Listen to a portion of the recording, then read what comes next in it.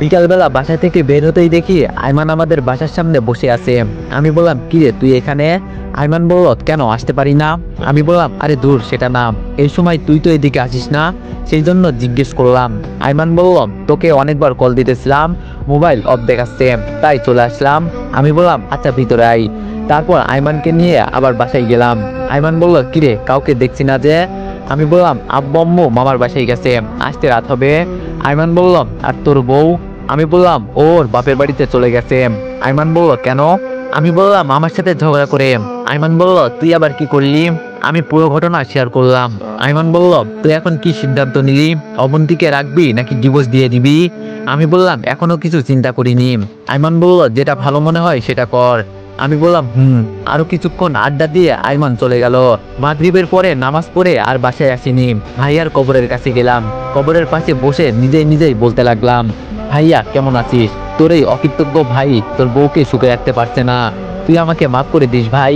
আমি কি করব বল, এত অল্প টাকায় বেতনে ফ্যামিলি চালাতেও আমার অবস্থা খারাপ হয়ে যাচ্ছে। তুই জানিস ভাই, আমি সকালবেলা কখন নাস্তা করেছি ভুলে গেছি। শুক্রবার ছাড়া দুপুরবেলা আমার পেটে ভাত পড়ে না। জানিস ভাই, আমি 2টা শার্ট দিয়ে পুরো বছরটা কাটিয়ে দিয়েছি। নিজের স্বাদ ইচ্ছা সব বিসর্জন দিয়ে দিয়েছি। নিজের কম্পিউটার মোবাইল ঘড়ি সব বিক্রি করে দিয়েছি ওদের মুখে হাসি ফুটানোর জন্য। জানিস ভাই, আমি পড়ালেখাটাও শেষ করে দিয়েছি শুধু অবন্তীর জন্য। কিন্তু দেখ, সে আজকে আমাকে রেখে চলে গেছে। আসলে ভাই দোষটা আমারই। আমি ওদের কাউকে ঠিকমতো সুখে রাখতে পারছি না। কি করব বল, সারাদিন এত কাজ করে বাসে এসে আমার ফ্লোরে থাকতে ইচ্ছা করে না। আমারও ইচ্ছা করে অন্তত রাতের বেলা কেউ একজন আমার সাথে ভালো ব্যবহার করুক, ঠিকভাবে আমার যত্ন নিক। কিন্তু দেখ, কপালটা এতটাই খারাপ যে এই সামান্য চাটুকু আল্লাহ কপালে রাখলো না। ভাই তুই আমাকে মাফ করে দিস, আমি কাউকে সুখে রাখতে পারছি না রে ভাই। আর কিছু বলতে পারলাম না। ভাইয়ার স্মৃতিগুলো চোখের সামনে ভাসতে লাগলো। আরো কিছুক্ষণ ভাইয়ার পাশে থেকে কবর জিয়ারত করে বাসায় চলে গেলাম। দেখলাম তালা আগে থেকেই খোলা, তার মানে আব্বু আম্মু এসে গেছে। দরজাটাও খোলা। দেখলাম আব্বু আম্মু চোখ মুখ লাল করে বসে আছে। আমি বললাম, আব্বু কখন আসছো? আব্বু বলল, তার আগে বল আমার মেয়ে কোথায়? আমি মাথা নিচু করে দাঁড়িয়ে আছি। বাবা বলল, কি হলো, কথা বলছিস না যে? আমি বললাম, ওর বাবার বাড়িতে গেছে, অনেকদিন নাকি ওর আম্মুকে দেখেনি। বাবা বলল, বাবার বাড়ি গেছে নাকি তুই পাঠিয়েছিস? আমি বললাম, আরে আজব, আমি কেন পাঠাবো, ও নিজেই গেছে। আম্মু বলল, অবন্তী আমাদের সবকিছু বলেছে, যা মেয়েটাকে নিয়ে আই। আমি বললাম, নিয়ে আসবো মানে? এখন রাত হয়ে গেছে, আর সে যখন নিজে থেকে গেছে আবার নিজে থেকেই আসবে। আম্মু বললাম, এত কথা কেন বলিস? আর বিয়ের পর থেকে তো তুই ওই বাড়িতে যাসনি, এখন যা। আমি বললাম, এখন গেলে আসবো কখন? বাবা বলল, তোকে কি একবারও বলছি এখন চলে আসতে? যা এখন, যখন ভালো লাগে তখন আসবি, পারলে 2 দিন থেকে আই। আমি বললাম, আমি ওখানে 2 দিন থাকি আর এদিকে আমার চাকরিটা চলে যাক। বাবা বলল, হয়েছে, যা এখন। কি আর করার, রেডি হয়ে অবন্তীর বাসার দিকে রওনা দিলাম। রাত 9টার সময় ওদের বাসায় গিয়ে পৌঁছালাম। কলিং বেল দিলাম।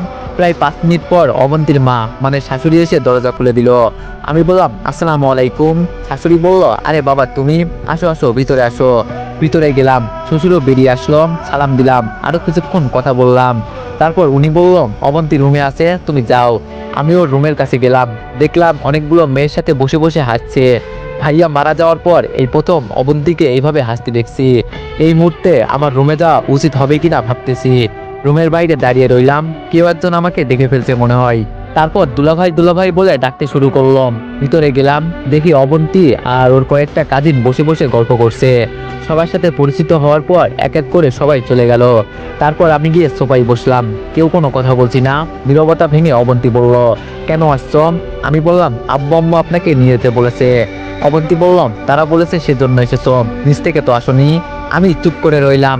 অবন্তী বলল, আমি তো তোমাকে প্যারা দিই, আমি না থাকলে তুমি ভালোই থাকবে। আমি বললাম, সরি, আসলে সকালবেলা আমার মাথায় ঠিক ছিল না, তাই ভুলভাল বলে ফেলেছি। অবন্তী বলল, সরি, আমি যেতে পারবো না। আমি বললাম, কেন? অবন্তী বলল, এমনিতেই তুমি অনেক কিছু করেছো, আর দরকার নেই।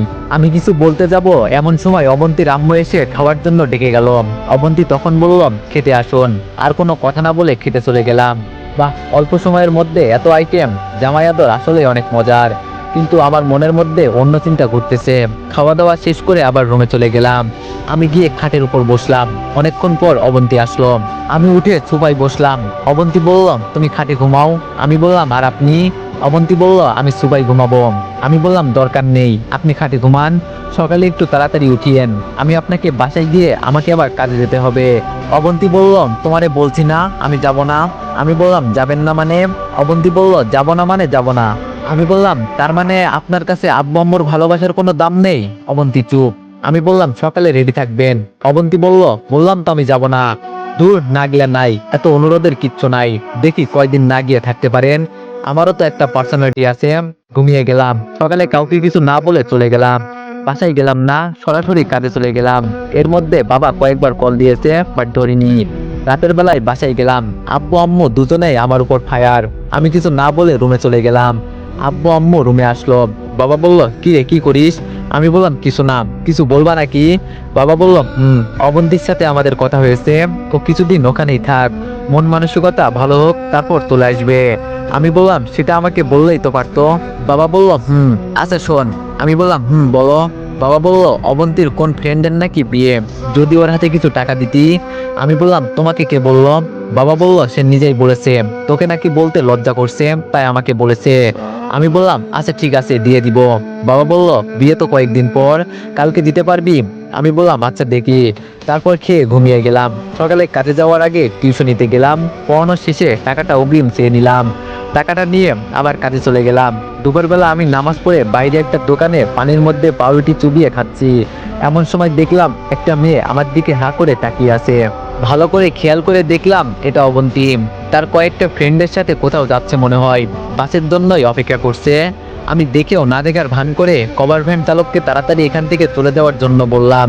সে ভ্যান চালাচ্ছে আর আমি পেছন থেকে ঠেলতেছি। রাতের বেলা বাসায় আসলাম, দরজার টোকা দেওয়ার একটু পর দরজা খুলে দেয়। তাকিয়ে দেখি এটা অবন্তী। রীতিমতো একটা টাস্কি খেলাম। কি ব্যাপার, অবন্তীকে আমি নিয়ে আসতে গেলাম, আসতো না, কিন্তু এখন নিজে থেকে এসে হাজির। অবশ্য ভালোই হয়েছে, সে কোনো কথা না বলে চলে গেল। আমি দরজা লাগিয়ে রুমে গেলাম, ফ্রেশ হয়ে এসে সবাই মিলে খেতে বসলাম। খাবার এক পর্যায়ে বাবা বলল একটা কথা বলার ছিল। আমি বললাম কি কথা? বাবা বলল তোমাদের বিয়ের তো অনেক দিন হয়েছে, এবার অন্তত ভবিষ্যতের কথা কিছু চিন্তা করো। আমি বললাম কি বলছো, কিছুই তো বুঝতেছি না। আম্মু বলল বাসাটা খালি খালি লাগে, আমাদেরও তো ইচ্ছা করে নাতি নাতনির সাথে খেলতে। আম্মুর কথা শুনে আমার গলায় ভাত আটকে গেল। কাঁদতে শুরু করলাম, মনে মনে বললাম এখনো ফ্লোর থেকে খাটে উঠতে পারিনি। আর আম্মু বাচ্চা চিন্তা করতেছে। আম্মু দিল্লি এখনো বহু দূর, তোমার কপালে নাতি নাই। কিছু না বলে চুপচাপ খেয়ে উঠে গেলাম। রুমে গিয়ে বসে আছি, একটু পর অবন্তী আসলো, আমার দিকে তাকিয়ে রইলো, দেখে মনে হচ্ছে কিছু একটা বলবে।